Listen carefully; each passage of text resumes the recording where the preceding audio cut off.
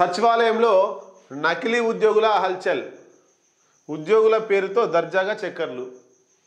అయితే ఇక్కడ కనబడుతున్నటువంటి వ్యక్తి మనం కొన్ని రోజులుగా సచివాలయంలో రాష్ట్ర సెక్రటేరియట్లో అందులో అనుమానాస్పదంగా తిరుగుతున్నాడట. అయితే అక్కడ ఉన్నటువంటి ఇంటెలిజెన్స్ సంబంధించి సెక్యూరిటీ భద్రత సంబంధించినటువంటి పోలీసులు ఆరా తీసిర్రు. నన్ను ఊరికి ఎందుకు తిరుగుతున్నావు అనేటువంటిది తీస్తే నేను సచివాలయ రెవెన్యూ శాఖలో నేను ఉద్యోగి అని చెప్పేసి ఒక ఐడెంటిటీ కార్డు చూపించిండు.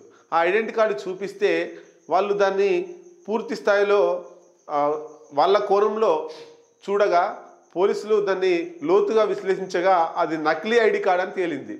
మరి నకిలీ ఐడి కార్డు ఎందుకు తీసుకొని ఇంట్లో తిరుగుతున్నావు సచివాలయంలా అని వాళ్ళు గట్టిగా ప్రశ్నిస్తే తన ఫ్రెండ్ ఎవరో రెవెన్యూ డిపార్ట్మెంట్లో పనిచేస్తారట, ఆయన మీద ఉన్న కార్డును నకిలీ కార్డు ఈయన పేరు మీద చేయించుకున్నాడు. అంటే ఆయన కార్డు ఆయనకే ఉంది, అట్లాంటి కార్డును ఈయన ఫోటో పెట్టి ఈయన పేరు పెట్టి మళ్ళీ రెవెన్యూ శాఖలో ఉద్యోగం చేస్తున్నట్టు ఒక కొత్త నకిలీ కార్డు క్రియేట్ చేసిండు. దాన్ని పట్టుకొని ఆ సచివాలయంలో తిరుగుతున్నాడు.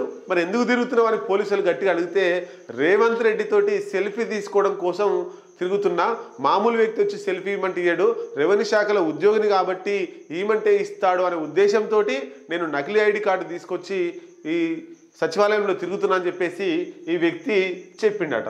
దీనికి సంబంధించి మరి ఒక్కడైనా ఇద్దరు అనేటువంటిది ఇంకా తేలాల్సిన అవసరం ఉన్నది. మొత్తం మీద రేవంత్ రెడ్డితో సెల్ఫీ కోసం ఒక నకిలీ ఐడి కార్డు తీసుకొని ఆ సచివాలయంలో ఎంటర్ అయ్యి రేవంత్ రెడ్డి సెల్ఫీ కోసం తిరుగుతుండు. మరి రేవంత్ రెడ్డి సెల్ఫీ ఇస్తే ఏమైందో అనేటువంటిది చూడాల్సిందే మనం.